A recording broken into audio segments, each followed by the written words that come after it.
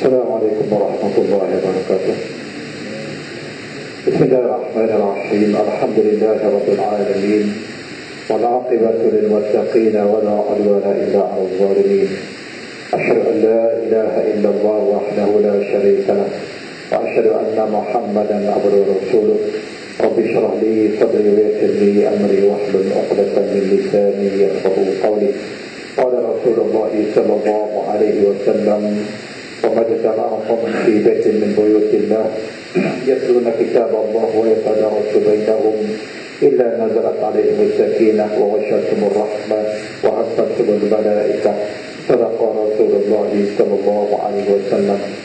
Sabda Rasulullah sallallahu alaihi wasallam, tidaklah berhimpun satu kaum, satu golongan di dalam majlis ilmu, melainkan Allah Subhanahu wa taala akan berikan keberkatan kepada orang yang berada di dalam majlis ilmu. Alhamdulillah, tuan-tuan sekalian, kita dapat bersama-sama pada malam ini untuk kita meneruskan kuliah pengajian kita. Alhamdulillah, kita boleh mula malam ini, walaupun saya tengok banyak yang tak bawa kitab malam ini. Banyak tak bawa kitab, ingat kata kuliah kita ada ataupun tak ada.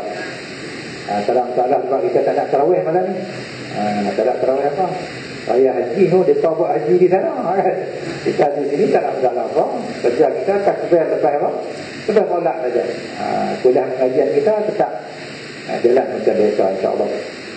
Dan tuan-tuan sekalian, seperti mana saya beritahu dulu, ilmu ni amat penting. Tengok macam tak kita. Baris pertama penuh, kemudian baris kedua kita nak mula tak mana kita nak mula. Tadi ada sebilangan 2-3 orang yang mula belah kanan, belah kanan. Itu tak penting, kita mula belah kanan. Apabila penuh baris yang pertama, maka nak mula saf yang kedua, kita mula tak tengah. Depan kita tu imam. Artinya kalau kita buat dari lurus berbaris tu, kita letak ke imam. Kemudian satu lagi kita penuhkan kanan kiri sampai penuh saf yang kedua. Kalau penuh saf yang kedua, kita mula tak mana pula, kita mula baris yang ketiga, mula tak tengah juga, bukan mula tak sebelah kanan. Itu tentang pentingnya kata ilmu. Itu insyaAllah mudah-mudahan ke depan pun kita akan amalkan macam itu insyaAllah. Penuh saf sama, kedua mula tak tengah. Lepas itu penuhlah kiri kanan sampai penuh saf kedua. Lepas itu mula saf ketiga, mula tak tengah juga. Oleh itu, tahu itu. Bukan mula pada sini. Mula pada sini orang turut mula sana. Itu tak betul. Yang betul mula tak mana? Tak tengah. InsyaAllah. Kita masjid Datuk Dua kita penuh dengan majlis ilmu. Boleh kata hampir setiap malam. Kalau hampir setiap malam tuan-tuan, kita kena buat benda yang selaras dengan ilmu pengetahuan. InsyaAllah. Bismillahirrahmanirrahim. Muka surat 213, hadis 377. An-Humid. Betul tengoklah. Ini kita salah lah. Kita tengok belah Arab dia tu, siapa kerti baca Arab, An-Humid. Tentang terjemahan berita dari Humaid. Tengok amanah tu betul. Tak bantah betul. Jadi yang betulnya ialah isim tu isim tasghir. Isim tasghir An-Humaid. Umair. Mim patah. Jadi tangkap buku baris ke bawah. Baris atas. An-Humaid ha dhamma mim fathah. Mim datif. Mim atas. An-Humaid qala su'ila Anas hal ittakhadha Rasulullah sallallahu alaihi wasallam khatiman. فقال نعم أخر ليلة صلاة العشاء إلى شطر الليل ثم أقبل علينا بوجهه بعدما صلى فقال صلى الناس ورقدوا ولم تزالوا في صلاة منذ انتظرتموها فقال فكأني أنظر إلى وبيض خاتمه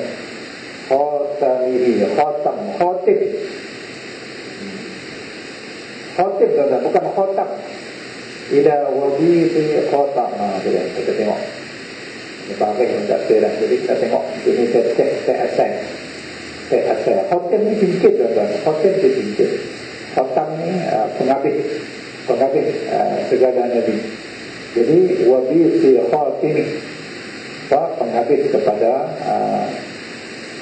cincin dia, kilat cincin Nabi. Jadi kita cek asai kita tengok. Jadi tuan-tuan tengok siapa yang mengaji kitab ni, insya-Allah, jadi setiap minggu kita mengaji, kita baca matan asai, cek arah dia, supaya tuan-tuan boleh cek dalam kita punya Facebook kita, Facebook dari keluar kita, setiap malam orang mengaji. Jadi tuan-tuan kalau nak cek balik kan, nak cek balik uraiannya, sebab tu saya baca dia punya cek asai. Jadi kita sebut sekali di muka surat hadis yang keberapa. Jadi tuan-tuan boleh tengok. Siapa yang download, rajin download dalam Facebook tu, buatlah koleksi orang tu. Jadi kita mengaji kitab. Berita dari Humaid radhiyallahu anhu menceritakan bahawa Anas pernah ditanya orang, adakah Rasulullah sallallahu alaihi wasallam memakai cincin? Jawab Anas, ada. Okey, stop lah tu. Adakah Rasulullah sallallahu alaihi wasallam memakai cincin? Jawab Anas, ada. Saya stop dekat tu. Kenapa saya stop dekat itu? Mari kita tahu. Cincin Rasulullah sallallahu alaihi wasallam dia ada 3 tanda. Muhammad Rasulullah, tapi dia macam ni. Dia tulis di bawah Muhammad Rasulullah. Dia tak tulis macam ni, Muhammad Rasulullah. Dia tulis di bawah Muhammad Rasulullah.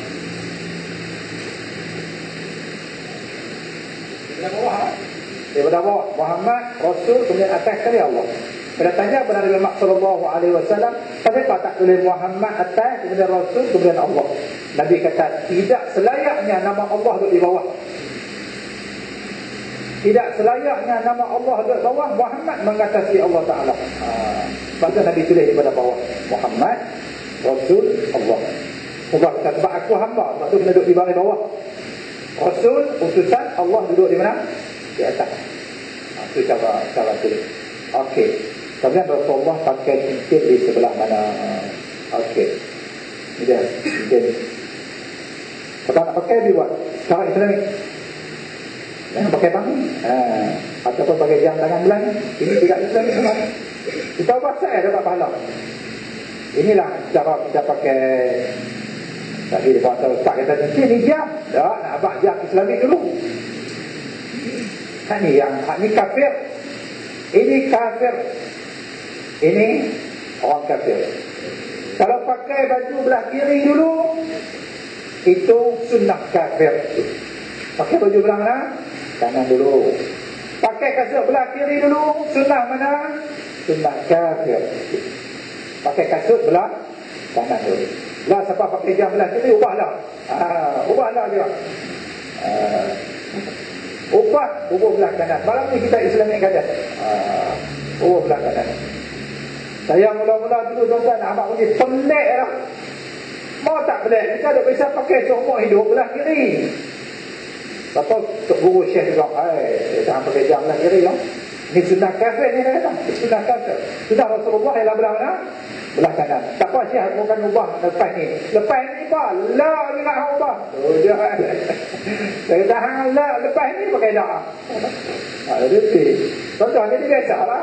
Hari ni kita baru nak ubah. Mana nak berkat lagi? Isu dia belah mana? Belah kiri ni Syekh kata hang sudah kepiak belah dah. Cepat ubah. Ni tuan-tuan mula-mula pakai tu memang pelik. Tak macam ni digital tak apa. Tengok macam tu je. Mula-mula nak tengok lah. Tengok ya Allah. Dia dekat dengan tu bisa belanja kan. Tapi tidak saya kena tegur tu tahun 88 tahun 89. 88 sampai ke 89 kena tegur dengan Syekh Mustafa. Jadi tuan-tuan bayangkanlah, daripada tahun 89 sampai keluar pakai macam ni, jadi tak ada masalah. Pakai belah ni dia pelik balik. Rupanya kebiasaan je. Kebiasaan je. Jadi kalau kita pakai belah kanan, ini jadi Islamik. Mendapat pahala. Setiap kali kita pakai dapat pahala. Pakai belah ni, tak dapat apa. Ini tuan-tuan ubah sebelah apa? Sebelah kanan. Okey, selesai jam. Cincin. Pakai cincin macam tu juga. Pakai belah kiri, sunnah kafir. Siapa pakai cincin malam ni, ubahlah juga. Ubahlah juga. Cuma cincin saya ni, dia tak masa buat ni, tak upah nak Islamik lagi. Jadi dia tak erti lagi. Pasal apa? Jadi nak ubah jadi Islamik payah sikit lah. Nak ubah tak mana? Nak ubah tak kedudukan jari. Itu. Nak ubah kedudukan jari nak Islamik, itu lah. Susah sikit lah, kena buat cincin lain lah. Pasal apa? Islamik dia ialah kedudukan jari sebelah ini. Dia longgak. Dia buat untuk jari kelincingan. Dia buat untuk jari kelincingan. Jari mana? Kita buat untuk jari mana, masuk jari mana, cantik ya. Tak longgak apa lah, memang buat untuk orang tu dia. Rupanya Islamik dia bukan di sini. Islamik ialah di mana? Jari sini. Siapa tu tengok, siapa pergi kedai Ustaz Nuruddin Al-Banjari Indonesia, saya tengok ada dua benda yang dia buat. Dua benda yang dia buat, iaitu yang pertama, Ustaz Fatih tengok cincin dia. Cincin dia jual ini, dia boleh pakai ini. Sini, kemudian dia akan buka butang baju satu di bawah. Kalau butang, macam tu, butang baju tu. Dia akan buka satu di bawah. Dia tak akan kancing sampai habis. Dia akan buka satu. Pasal apa? Syekh Islam Azizin, Syekh Ustaz Nuruddin Banjari ni, dia buka satu. Dia buka satu. Tanya dia pasal apa? Dia kata, aku buka ini adalah dengan aku doa kepada Allah Ta'ala, ini adalah laluan ilmu. Mudah-mudahan ilmu masuk di apa? Daripada bawah dan naik ke dada aku. Dia nak dia buka satu butang. Kita nak pergi dalam masuk ke dalam, buka patah ya. Dia buka bawah satu butang. Tuan-tuan patut Ustaz Nuruddin Al-Banjari. Kalau dia tak pakai jubah, dia pakai baju biasa macam ni tengok. Satu butang dia bawa, dia akan buka. Kadang dia pakai cincin macam ni. Tapi pun biasa, macam dia pakai mungkin dia dengan shape. Dia style tu pun rupanya tuan-tuan, bukan style. Ini dia kena teguak dengan teruk dia Syekh Ismail Zain. Dia kata, dia pakai cincin belah ni. Cincin belah kiri. Lepas tu, Syekh Ismail Zain kata, ubah belah kanan. Dia pun ubah belah kanan. Dia berubah belah ni. Syekh kata, tak. Bukan jari tu. Jari tu tak Islamik. Yang Islamik adalah jari ujung sekali. Dia dah buat cincin macam ni dah, tak boleh buat dah lah. Kalau tuan-tuan tengok saya pakai tengok, kena maaf lah. Sebab letak dia tu, memang jatuh. Kena buat lain. Dia, Islamik ni adalah di mana? Di sini. Boleh tak? Mungkin dia kalau ada orang belajar sini bertahan diri ni, dia ada tujuan ni. Atau ini bagi orang bermain muka. Tapi kalau kita tak belajar sini bertahan diri, cincin ni makan dari balik. Orang pakai orang belajar sini belian. Dia masuk belajar sini belian, makan dari balik. Itu tujuan lah. Tujuan tuan-tuan ialah cincin ni senang saja. Kalau kita baca wirid tiup kat dia. Baca ayat azam, ayat ruqiyah. Ayat azam, ayat ruqiyah, ayat kursi. Baca tiup. Itu orang kena kasut. Orang kena kasut, dia apa? Dia letak tangan macam tu, dah hawi tangan 10 orang. Mesti buat tak tahu. Saya dah apa dia pegang. Tunjuk cincin ni kat dia. Dia takut lah. Dia takut lah. Bukan dia takut kat cincin ni. Dia takut pada apa yang kita baca cincin ni. Itu dia. Jadi kita pegang, kalau dia pegang dia hawi tangan, kita letak tangan dia tu, kita letak tangan dia. Dia tak nak angkat tu. Dia tak boleh nak angkat. Pasal apa? Pasal kita sudah bacakan ayat ruqiyah dan ayat azab kat cincin ni. Dan kita tanya, ya Allah, jadilah ada penghalang kepada kita. Tak tu. Buat kat kong apa? Kita cakap aja buat kat pen ni pun boleh. Pegang sikit kat pen ni. Tak ada. Bukan kerana pen ini, tapi apa ayat yang dibacakan kepada pen itu.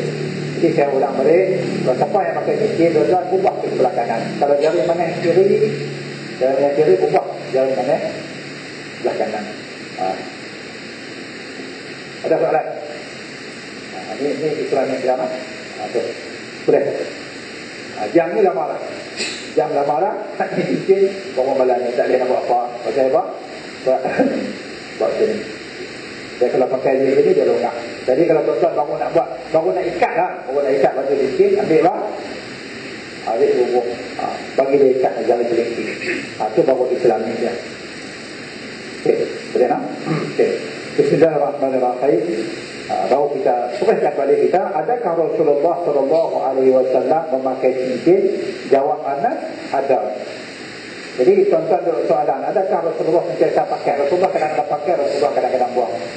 Rasulullah guna cincin itu untuk syok orang. Pasal apa? Ada orang yang hazak, ya Rasulullah, ada pun orang-orang ajam. Orang ajam ni orang bukan Arab. Sama ada orang Rom ataupun Parsi ataupun lain-lain negara yang bukan Islam, mereka tidak menerima seorang yang tidak ada syok cincin. Syok sikit. Jadi saya ingat lagi Syekh Mustafa masa dia bagi sanad kat saya, sanad Al-Quran pasal Rasulullah. Jadi dia buat keluar syok sikit dia. Balik ini syok. Syok. Jangan buat apa ni Syekh? Kata ni cincin. Atau pegang sanad Rasulullah dia ada cincin kat dia. Lagi dia tak mati, ada benda tu tak ada. Elok dia mati, dia akan pindahkan kepada orang lain pula. Jadi syok cincin Rasulullah. Jadi Rasulullah ambil ni syok Muhammad Rasulullah. Elok cincin dia tulis surat tu, min Muhammad Rasulullah ila Malik Kisra. Daripada Muhammad Rasulullah kepada Raja Kisra. Maksudnya Raja Parsi. Kemudian dia syok gitu Muhammad Rasulullah. Kemudian dia simpan dia. Dan kadang-kadang Rasulullah pakai, kadang-kadang Rasulullah buang. Lepas Rasulullah wafat, cincin itu dipegang oleh Sayyidina Umar. Sayyidina Abu Bakar. Lepas Sayyidina Abu Bakar wafat, dipegang oleh Sayyidina Umar. Lepas itu dipegang oleh Sayyidina Osman. Kemudian cincin itu jatuh dalam Telaga Arish. Telaga Arish ni telaga yang berdekatan dengan Madinah. Apabila cincin itu jatuh, kemudian cari tak jumpa. Dan orang kata selepas pada itu berlakulah fitnah dan pergolakan dalam negara Madinah selepas daripada cincin itu jatuh. Dia sempena saja kebetulan. Dan berlakulah pembunuhan Sayyidina Uthman lepas pada itu. Okey, kita tengok hadis itu sampai habis. Adakah Rasulullah SAW memakai cincin? Orang yang tanya ni kalau dengar kata Rasulullah kata pakai, dia pun nak pakai lah. Muhammad Rasulullah. Dan tuan-tuan kena tanggalkan sebelum masuk tandas. Apa saja yang bertulis Allah? Saya lupa tasbih. Tak, tak buat tasbih tu. Tasbih tu saya beli di Pulau Peningat. Pulau Peningat di Indonesia. Siapa bisa pergi Pulau Peningat? Di tasbih tu tulis Allah. Jadi tasbih tu kalau kita nak masuk dalam tandas kena buang. Buang letak di luar. Tak boleh masuk dalam tandas. Pasal apa? Ada kalimah Allah. Ada cincin yang ada tulis Allah situ tuan-tuan. Tulis Allah. Tuan-tuan buang sebelum masuk dalam tandas. Jadi masalah lah. Tuan-tuan kalau ada macam ni jadi masalah. Kalau boleh satu syariah ada Allah pun satu syariah. Setiap kali kita masuk tandas kita nak kena letak di luar. Tak di luar betul terus keluar tandas tinggal. Betul naik syariah tengok tak ada. Ada kutu dia balas dah. Lepas tu beli pula Allah tu masuk tandas buka. Betul keluar tertinggal. Betul naik keluar kutu balas dah. Beli 3 kali tak nak beli ya. Satu syariah tak boleh apa tu. Senang syariah tak ada kalimah Allah masuk tandas pun boleh pakai. Okay, satu. Yang kedua adabnya masuk tandas contoh ubah.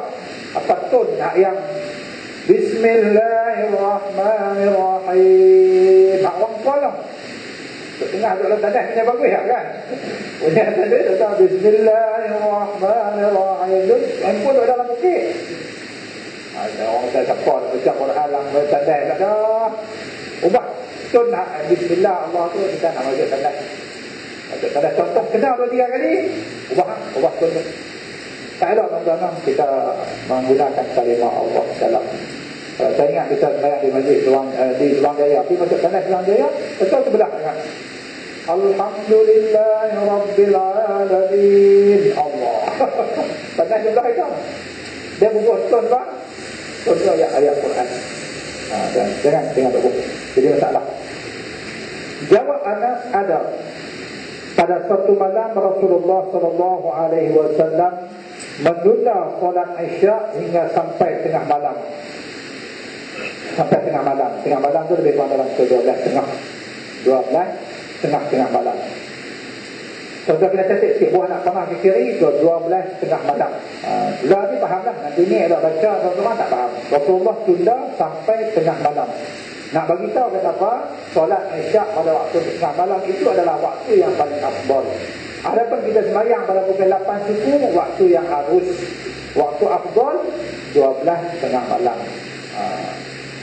Sebab tu adalah Nabi semua lepas sembahyang, Nabi kata, laula an asyqa ala ummati la amartum bi salati fi waqti kada. Kalaulah kerana aku takut menyusahkan umat aku, maka sudah pasti aku akan suruh mereka solat Isya pada waktu sekarang ini, iaitu pukul 12:30 malam. Ingat tu imam untuk siap adalah, tidak pun tu imam pun tak ada, untuk siap tak ada. Tak ada lepas tu dah tengok. Dia dah tengah tak ada lepas. Sesudah solat, Rasulullah SAW mengadapkan muka beliau kepada kami sambil bersabda, orang-orang telah solat, bahkan mereka telah tidur. Betul lah, 12 malam. Tetapi kamu semua dianggap seperti berada dalam solat selama kamu menanti-nanti solat itu. Nabi kata, kamu semua ni yang ada di hadapan aku sekarang ni dapat pahala solat daripada pukul 7.30 tadi.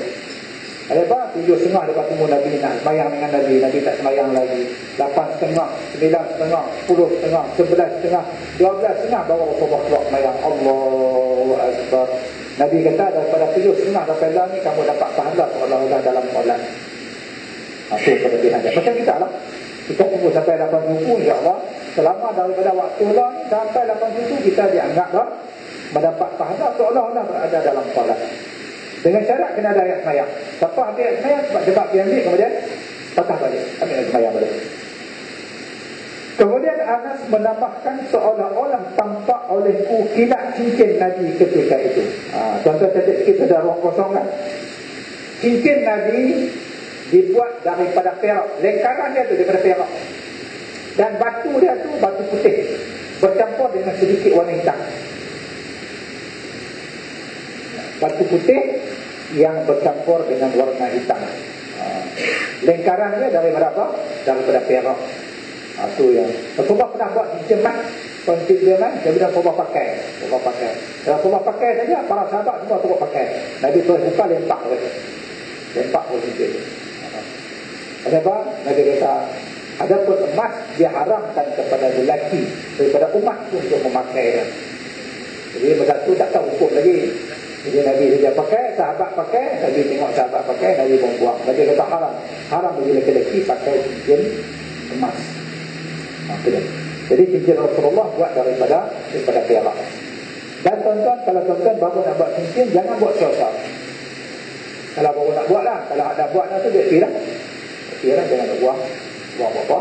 Dan memang saya hilang kan. Pasal apa tuan-tuan? Masalah cincin susah dia hilang antara ulama. Kalau dulu emas dan perak tidak boleh dipisahkan, tetapi teknologi sekarang ini emas dan perak boleh dipisahkan. Kita boleh apa? Cairkan itu ini emas. Kemudian boleh bagi ini perak. Jadi kalau orang Arab dia tak panggil cincin susah. Kalau cincin emas dia panggil zahab. Kalau cincin perak dia panggil fiddah. Emas dan perak. Kalau cincin susah dia panggil zahab Samaniyata Asyar. Ataupun kalau orang Mesir dia panggil Zahab Taman Tashar. Emas 18 karat. Jadi cincin susah itu dia panggil dengan emas 18 karat. Ini cincin emas. Dan nak beli gadai pun boleh. Dia lebok balik. Tapi dapat harga sikit lah. Sebab emas dia tak banyak. Tapi dia pisahkan antara emas dan perak. Okey. Jadi boleh dipisahkan antara emas dan perak bahan dia. Jadi dia panggil zahab sama dia tak antara emas 18 karat. Jadi kalau ada emas dalam tu tuan-tuan, orang lelaki tak boleh pakai. Kalau baru nak dibuat, jangan buat cincin tuan-tuan. Khilaf antara ulama. Macam dulu hukum jamaah saya sebut lah. Dulu ucap rokok ni hukum dia makruh. Pasal apa? Pasal bau dia tu busuk. Apabila main nak semayang, macam makan buah teh. Macam buah teh, buah kunuk, buah serin. Maka ulama' dulu dia kata sebab hisap rokok tu boleh menyebabkan bau busuk ramai semayang, menyebabkan orang rasa tak senang, maka hukumnya adalah makruh. Tetapi teknologi terkini dia jumpa dalam rokok tu dia menyebabkan tuan-tuan berapa ratus jenis penyakit. Maka ulama' mutaakhirin kata hukumnya adalah haram. Sebab apa? Bukan sebab bau busuk tu. Bau busuk tu makruh. Tetapi oleh kerana dia menyebabkan penyakit, maka hukumnya adalah haram. Jadi makna hukum dulu dengan hukum lah ni dia berbeza. Hukum dulu memang harus sebab jumpaan dia macam tu. Hukum lah ni hukum dia berubah pasal jumpaan terbaru. Jadi hukum dia berubah. Itu benda-benda yang berubah tuan-tuan. Jadi begitu juga Arab dia tidak panggil cincin susah itu cincin susah, tapi dia panggil cincin itu cincin emas 18 karat. Sebab tu Kebanyakan ulama ataupun sebahagian ulama dia kata haram memakai cincin swasta. Jadi tuan-tuan, lebih jalan selamat, kita jangan lebih buat dah cincin swasta. Ataupun kita jangan beli dah cincin swasta. Okey, pakai perak tak ada masalah apa. Kemudian kita tengok lagi hadis Rasulullah sallallahu alaihi wasallam. An Abi Hurairah an Nabi sallallahu alaihi wasallam qala man ghada ila al-masjid wa raha a'adda Allah nuzulahu min al-jannah kullama ghada aw raha. Ini berita gembira untuk orang yang rajin mai solat Jumaat di masjid, dia rajin mai majlis ilmu. Ini berita gembira. Rasulullah kata apa?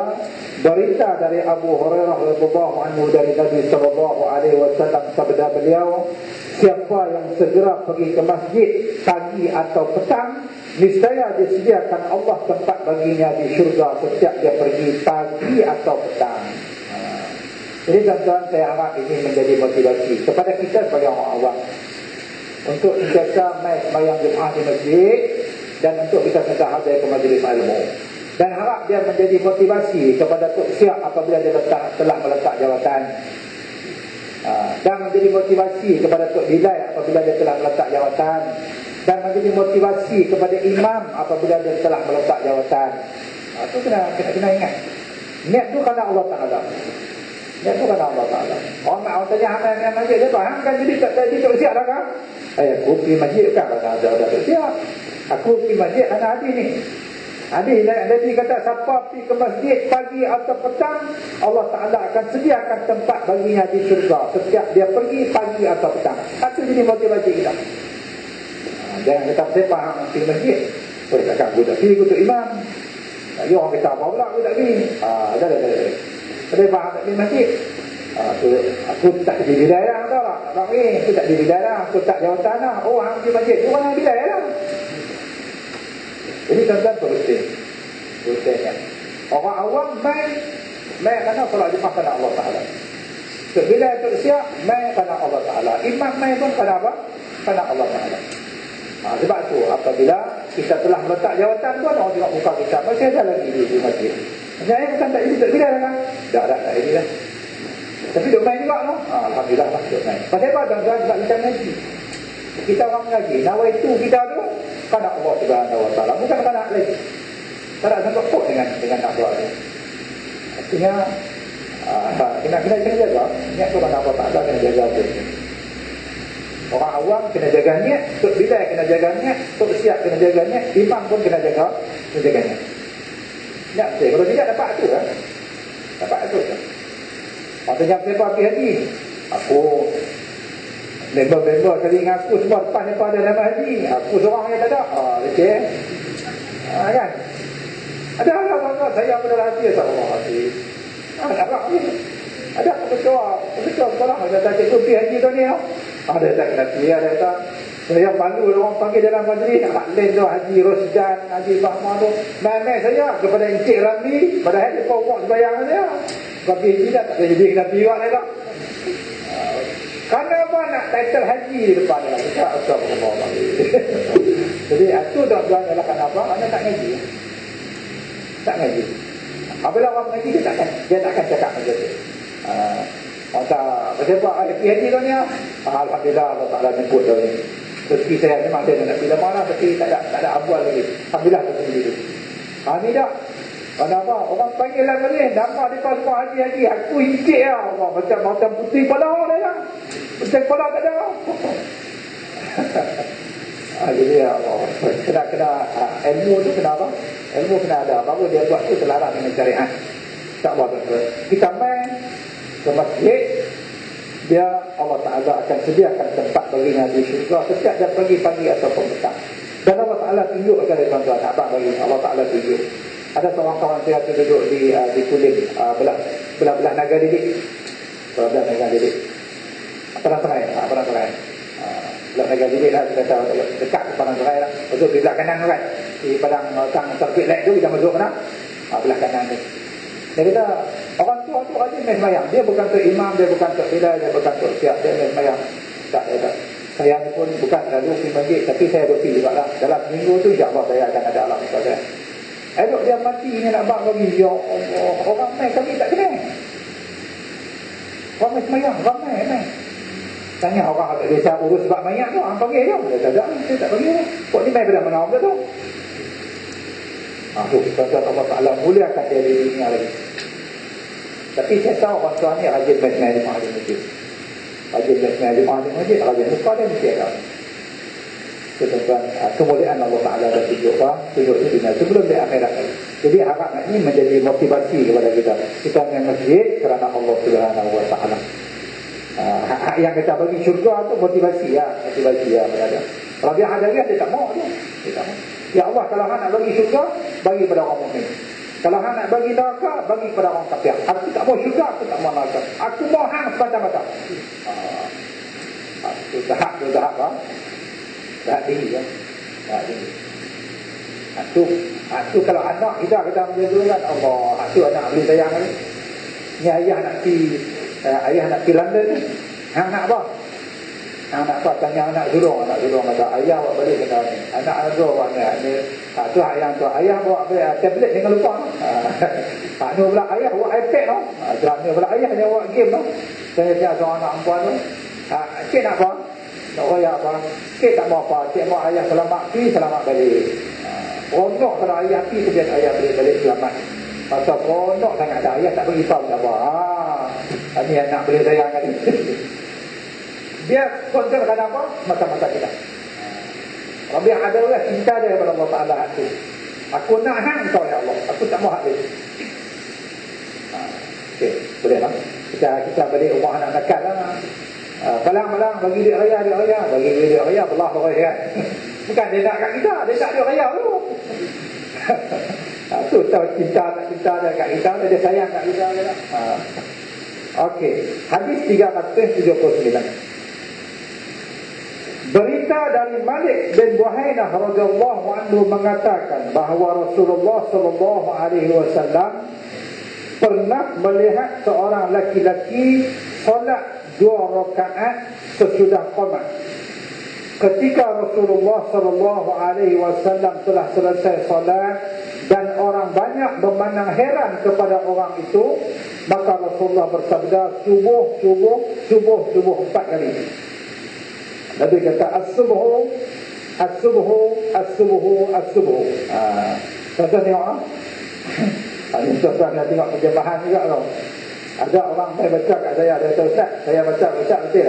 Bismillahirrahmanirrahim. Qul huwallahu, saya baca dalam kitab. Bismillahirrahmanirrahim. Qul huwallahu ahad 3 marrat. Dia baca kat saya. Dia kata ni amalan lepas sembahyang lah. Dia kata betul tak Ustaz? Dia tengok dalam buku amalan-amalan sunat. Dia kata ni amalan-amalan lepas sembahyang. Dia kata dalam tu qul huwallahu ahad 3 marrat, qul a'udzu birabbil falaq 3 marrat, qul a'udzu birabbin nas 3 marrat. Saya dah ramai tu. Lama dah ramai tanya dia. Dia tak ramai lama dah. Tuan-tuan tahu apa makna dia? Dia suruh baca qul huwallahu ahad 3 marrat 3 kali. Qul a'udzu birabbil falaq 3 marrat 3 kali. Qul a'udzu birabbin nas 3 marrat 3 kali. Maksud dia qul huwallahu ahad Allahu samad lam yalid walam yulad. Qul huwallahu ahad Allahu samad lam yalid walam yulad. Qul huwallahu ahad Allahu samad. Tu maksud dia. Dia kata saya dah baca qul huwallahu ahad 3 marrat. Qul a'udzu birabbil falaq 3 marrat.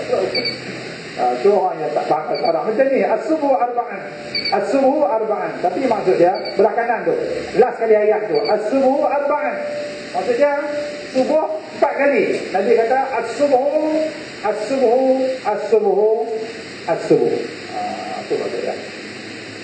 Jadi pengajaran dia tuan-tuan nak beramai mai tanya dulu. Mai tanya dulu, jangan terus belah. Jangan terus belah saja. Tanya dulu. Nabi tengok seorang laki-laki solat 2 rakaat sesudah qamat. Jadi lepas qamat janganlah solat lagi. Jadi dia ni elok waktu qamat. Kemudian dah qamat dah. Sesudah qamat wa qad uqimatis solat. Qad tu harus takkid, untuk takkid. Dan sesungguhnya telah diqamatkan solat. Sampai habis dah, kemudian dia solat Allahu Akbar. Nabi tegur cara habis. Ada satu riwayat kata lepas pada itu Nabi waktu bagi salam, Nabi panggil kau tu. Nabi tanya hang buat apa? Dia kata sembahyang sunat qabliyah. Nabi bertegur dia, adapun selepas daripada qomat maka jangan lagi solat qabliyah. Itu Nabi tegur. Tapi ini Nabi tegur secara halus. Nabi kata as-subuh. Nabi kata sembahyang subuh. Maksudnya jangan lagi solat selepas orang qomat. Tuan-tuan. Dan abang bagi tuan-tuan, sunnahnya ialah tuan-tuan kena jaga agak elok. Selepas daripada azan, dah orang nak qomat dah, jangan solat sunat lagi. Jangan solat sunat lagi. Kalau tidak, berlakulah seperti mana berlaku hari itu. Kalau kita nak sembahyang saja, saya kata minta tolong perapat, jemaah nak dapat kenaan tu. Saya kata abang ada apa, tolong perapat, sampai hujung mana, dekat siang tu, berdepan tak perapat. Betul Ustaz, tak boleh ada orang sembahyang sunat di belakang tu. Jadi dua perkara kena jaga. Tuan-tuan kena jaga, Tok Bilal pun kena jaga. Tok Bilal sebelum dia nak qomat, dia pastikan orang dah solat habis. Dan begitu juga tuan-tuan sendiri pun dan saya sendiri. Kata pada tuan-tuan dan pada saya sendiri. Imam pun sama. Apabila mai tengok, waktu dah masuk lama dah, jangan mai duk sembahyang sunat lagi. Tengok orang sembahyang habis dah sembahyang sunat. Kita baru nak Allahu Akbar. Jangan, kita terdik nama dia. Kita tengok 8 suku masuk Isyak, dah 8.40 dah. Kita main tengok tak ada orang sembahyang sunat, kita pun Allahu Akbar. So bila tertahan, kita seorang kan? Tak apa kalau kita sembahyang seorang belakang sana, ni sembahyang bantu. Orang tak boleh nak buat apa. Kena terdik. So imam pun tak sunat, makmum apatah lagi tak sunat. Kalau waktu itu dah masuk kan? Dah masuk lama. Kita pegang senang ya. Waktu biasa 10 minit atau 15 minit. Kita buat kurasa 15 minit lah senang. Lepas masuk, macam contoh dia, masuk 8 suku, 8.5 tu kita cara apa? Cara terbilang nak komakan. Jadi kalau kita main, kita tengok jam tu depan, tengok 8 suku lah, kita jangan apa? Kita tengok pun tak ada orang solat sunat, maka kita jangan solat sunat. Okey, boleh. Faham tak? Tambah main tengok 45 minit dah, lagi dah tak sunat. So imam terus bagi syarat tak bila, jalan. Jalan. Itu syarat dia. Dan kita tengok hadis yang terakhir.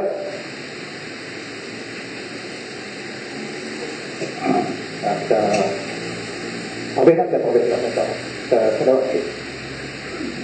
قال الأسود قال قلنا عند عائشة رضي الله عنها فذكرنا المواظبة على الصلاة والتعظيم لها قالت لنا kita perhatikan. Aswad radhiyallahu anhu bercerita, pada suatu kali kami berada dekat Aisyah radhiyallahu anha, lalu kami memperbincangkan masalah menetapi salat berjemaah dan muliakannya. Kata Aisyah, ketika Rasulullah sallallahu alaihi wasallam sedang sakit keras menjelang akhir hayat beliau, waktu salat tiba dan orang pun telah azan. Maka berkata beliau, Nabi kata apa? Murru Abu Bakrin fal yusalli bin nas. Nabi kata, suruhlah Abu Bakar supaya dia mengimami salat berjemaah dengan orang banyak. Nabi suruh siapa? Suruh Abu Bakar menjadi apa? Menjadi imam. Jadi tuan-tuan, ini menjawab balik kepada orang Syiah. Orang Syiah yang kata Abu Bakar kafir, Abu Bakar kafir, Omar kafir, Osman kafir, finnar dalam neraka. Itu apa perbezaan kita dengan Syiah. Jadi kita jawab balik. Nabi ini kita dengar. Nabi dalam surah An-Najm dia kata, wa ma yantiqu 'anil hawa in huwa illa wahyun yuha. Nabi Muhammad ini dia tidak bercakap melainkan apa? Melainkan dengan wahyu yang turun pada dia. Pada percakapan yang berkaitan dengan syariat. Kalau hak suruh makan ni tak ada lain-lain. Tapi hak berkaitan dengan syariat, Nabi tidak bercakap melalui hawa nafsu dia, melainkan wahyu daripada Allah Subhanahu wa taala. Dan Rasulullah pilih orang yang terbaik di kalangan manusia untuk ganti dia jadi imam. Nabi tak suruh Sayyidina Umar, walaupun Sayyidina Umar orang yang baik. Nabi tak suruh Sayyidina Osman, Nabi tak suruh Sayyidina Ali, tapi Nabi suruh siapa? Abu Bakar As-Siddiq radhiyallahu anhu. Kita tengok Rasulullah tidak lepas. Macam cikgu lah, cikgu duduk majang-majang agak, lepas tu dia suruh ganti dia dah. Dia suruh ganti siapa? Anak murid yang dia paling percaya di kalangan semua anak murid yang ada. 10 orang dijamin masuk syurga. Asyarah al-mubasysyirin bil jannah. 10 orang Nabi Muhammad SAW jadi masuk syurga. Tidak termasuk Ukasyah. Ukasyah tu hak Nabi tak sebut. Ukasyah masuk syurga juga. Ada seorang lelaki yang jumpa Rasulullah, "Ya Rasulullah, adu Allah an akuna min ahli jannah."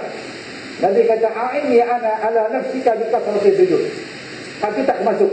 Hak tu tak masuk dalam bilangan hak 10. Tapi hak Nabi sebut 10 orang masuk syurga.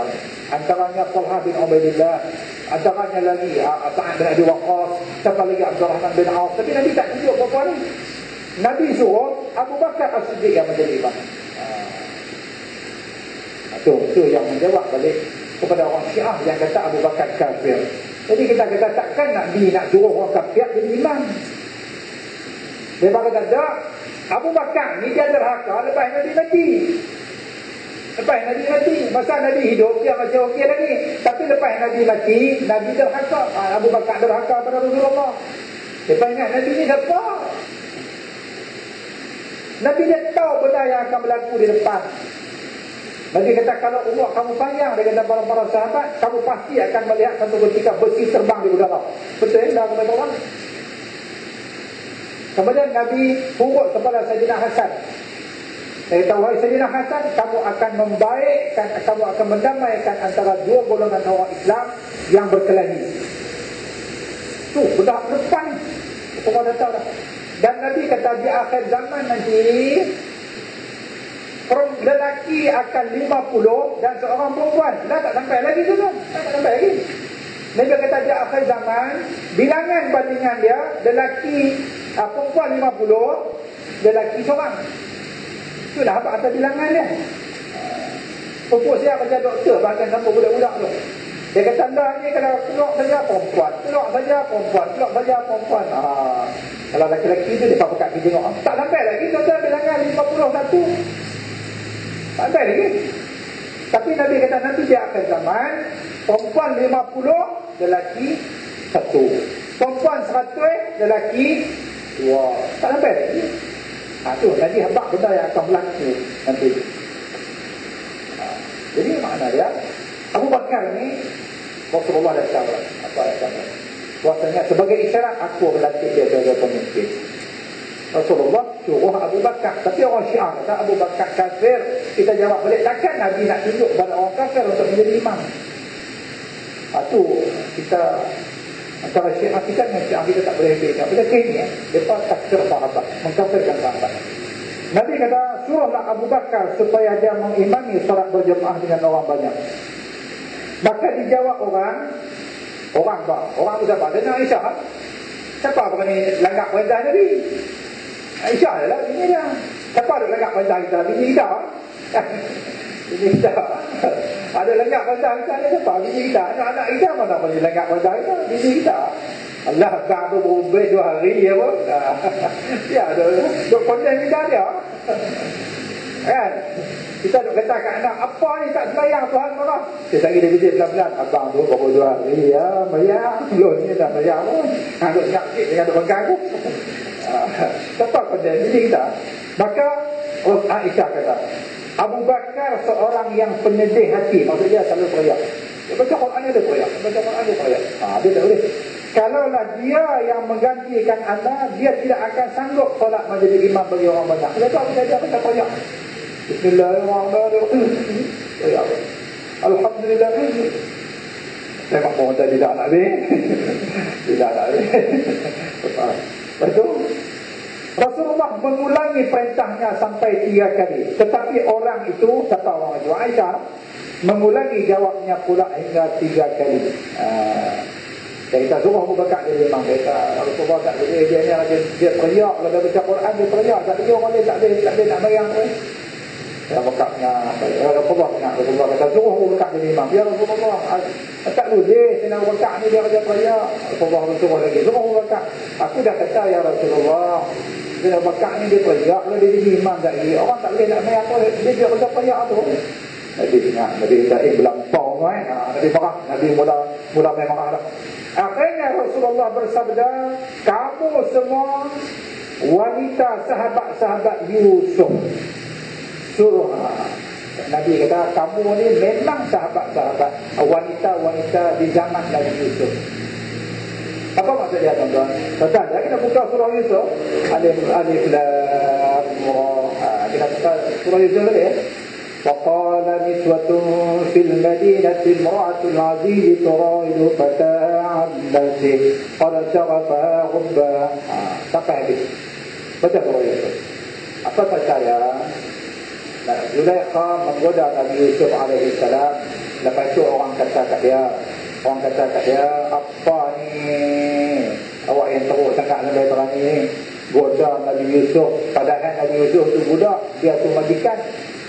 Ada ke pula majikan tergoda dengan orang Bedri? Dia kira tetap kenang kat didik Indonesia ni. Kalau didik Indonesia kenang kat majikan, okey lah. Ni majikan kenang kat didik Indonesia. Dia baca lah. Lepas tu tak apa lah. Dia buat apa? Dia kata tak apa. Dia panggil perempuan-perempuan. Dia kata, mainlah di rumah aku, main makan. Aku jamu apa makan bagi-bagi. Sebenarnya bukan dia nak berjamu makan tu. Dia tipu daya dia saja, dalih dia saja, nak bagi mereka tengok Nabi Yusuf. Bagi mereka tengok Nabi Yusuf. Dia tak apa, panggil main makan. Panggil semua main makan. Jadi semua pekat main nak makan lah. Tujuan dia main nak makan. Elok-elok tengah mereka duduk makan bahan tu, duduk kupas bahan tu, dia suruh Nabi Yusuf keluar. Nabi Yusuf keluar daripada sana. Tak kerja, kita ni lah. Mereka duduk ada pakai depan dua, keluar dulu sampai Nabi Yusuf hujung sana. Kerja tu je. Dia bapak kupas bahan kata Nabi Yusuf keluar. Kami tengok, kik kawan dia. Kalau dia pukit kawan dia, apa kat tengok? Ya Allah, segaknya. Rupanya duduk dikis tangan. Duduk iris tangan. Darah tak keluar. Nak abang bagi tuan-tuan, semua pakai iris tangan. Duduk kupas, duduk potong apple tu. Dan potong jari depan. Dia kan tak sedap. Kalau Nabi Yusuf jalan dari rumah ni, dia dapat pukul tangan. Kalik nampak? Tengok. Lepas ada tak tegak Dia tak tegak apa, tengok jari hibah pakai iris ni.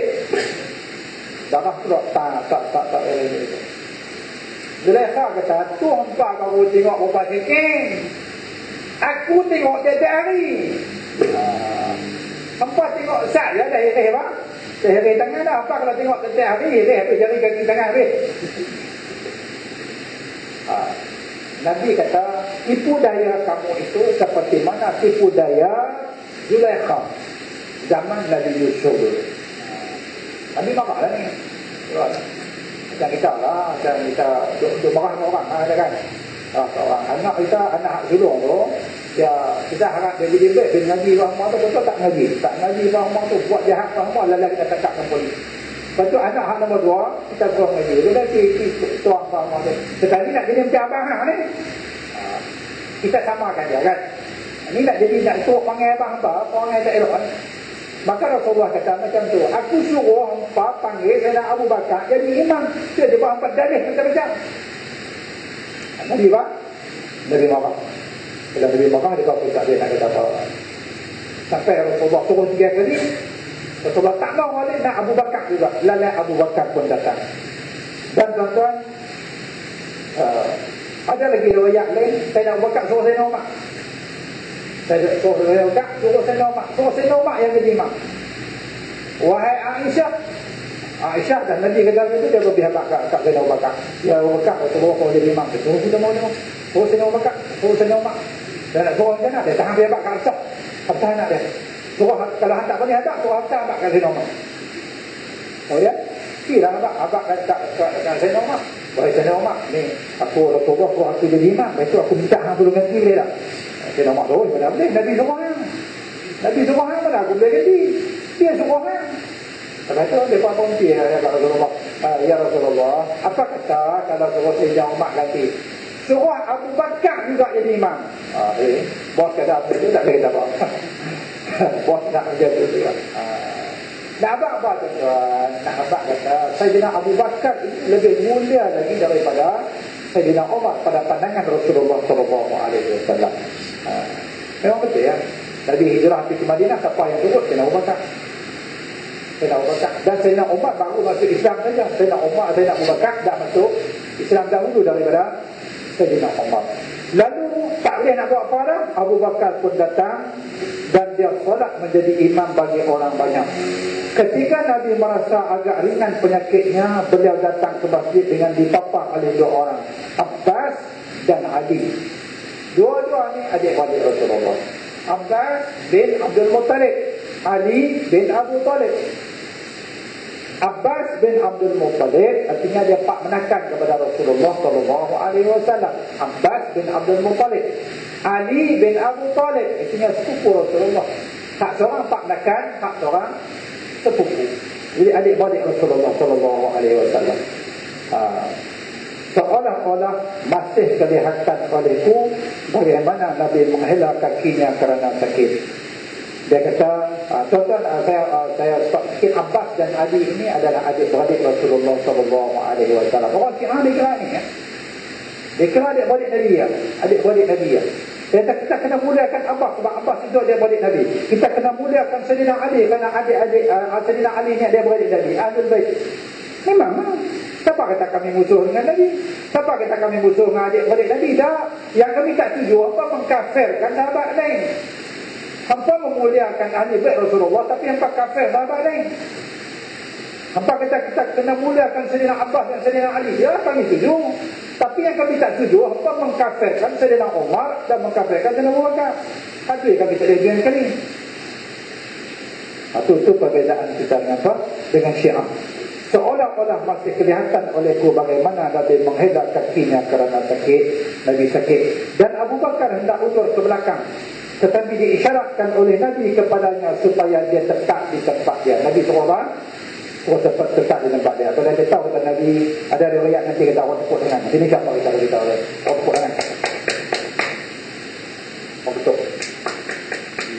Jadi dia pun Nabi duduk sebelah dia. Dia pun tahu kata Nabi ada sebelah. Dia pun nak duduk ke belakang. Nabi suruh orang. Nabi suruh tetap di tempat dia. Okay. Kemudian beliau dipapah, didudukkan orang di dekat Abu Bakar radhiyallahu anhu. Nabi semayang duduk. Jadi dia ada keluar hukum fiqh. Apa hukum dia? Kita imam semayang berdiri, sedangkan makmum yang lebih afdal pada kita itu dia semayang apa? Dia semayang duduk. Patutnya dia. Dan adakah apabila orang yang lebih mulia berada di belakang kita, apa hukum dia kita orang yang kurang mulia jadi imam? Itu dia akan bicara dalam masalah fiqh. Contoh dia adalah dia tu orang yang alim. Dia hafal Quran 30 juzuk. Apa yang ribu-ribu hadis dalam kepala dia. Tiba-tiba kita nak jadi imam, dia jadi makmum. Apa hukum dia? InsyaAllah minggu ke depan kita akan kupas dengan lebih lanjut di segi masalah fiqh dalam masalah itu. Wallahu a'lam bishawab. Ada soalan daripada tuan-tuan? Oh, ada dua soalan. Okey, soalan terbaru.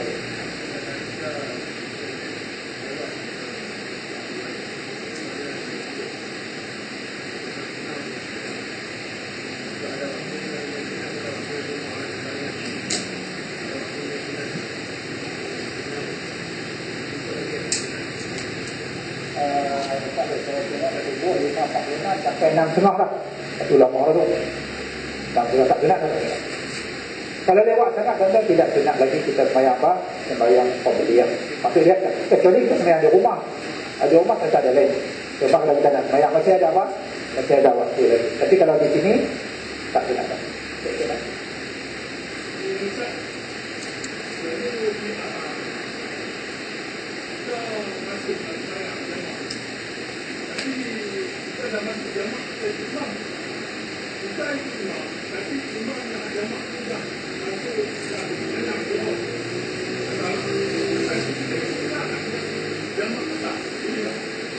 Jamaah asal kot, jamaah asal kan? Okay. Zuhur, dua rakaat. Okay. Dah. Maksud dia saya kena faham dulu. Dia dah zuhur habis bagi salam dah. Assalamualaikum warahmatullahi wabarakatuh. Kemudian dia nak mengikut sembahyang asar lah. Okey. Ya. Kita sembahyang zuhur. Kita buat zuhur lagi ni. Kita sampai lewat lah maksudnya. Kita sampai, kita pun nak buat dua-dua juga. Nak buat dua juga. Okey, jadi kita sampai, imam dah bagi salam, dia pakai asar. Allahu Akbar. Ada semai asar. Kita naik zuhur tu. Kita naik zuhur lah. Sebab kita ni, jamak taklim kan? Taklim kan tak ada. Jamak taklim dia kena buat zuhur dulu. Jadi kita naik zuhur. Dia naik asar, kita naik zuhur. Usalli fardhu dhuhri raka'atain qasran wa jam'a taqdim majmu'an ila al-asr ma'muman lillahi ta'ala. Sejak tu sembahyang zuhur 2 rakaat qasar dan jamak taqdim dihimpunkan kepadanya salat asar mengikut imam kerana Allah Taala. Allahu Akbar. Kemudian kita naik zuhur lah. Apabila imam bagi salam tadi, Assalamualaikum warahmatullahi wabarakatuh, Assalamualaikum warahmatullahi wabarakatuh, maka kita bangkit pula usalli fardhu asri. Ya, kenapa begitu? Dia sembahyang yang tak boleh ikut sembahyang mayat ya. Dia sembahyang mayat, kita sembahyang fardu. Pasal dia tak ada rukuk kan. Kita nak ada rukuk saja, hak lain itu tidak ada sebarang masalah. Okay, boleh nak wallahu a'lam bis-shawab. Al-Fatihah. A'udzu billahi minasyaitonir rajim. Bismillahirrahmanirrahim. Alhamdulillahirabbil alamin. Arrahmanirrahim. Maliki yaumiddin. Iyyaka na'budu wa iyyaka nasta'in. Ihdinas siratal mustaqim. Siratal ladzina an'amta 'alaihim ghairil maghdubi 'alaihim waladdallin. Bismillahirrahmanirrahim. Alhamdulillahi rabbil alamin. Wassalatu wassalamu ala asyrafil mursalin wa ala alihi ajma'in. Allahumma arham jama'ana hadha jam'an marhuma wa tafarruqna tafarruqan ma'suma. Allahumma zidna ilma, Allahumma anfa'na bima 'allamtana, Allahumma faqihna fid din wa 'allimna at-ta'wil. Rabbana atina rahmatan min 'indika wa 'allimna min ladunka 'ilma. Rabbana atina fid dunya hasanah wa fil akhirati hasanah wa qina 'adzabannar. Sallallahu ala sayyidina Muhammad wa ala alihi wa sahbihi. Alhamdulillahirabbil alamin. Assalamualaikum warahmatullahi wabarakatuh.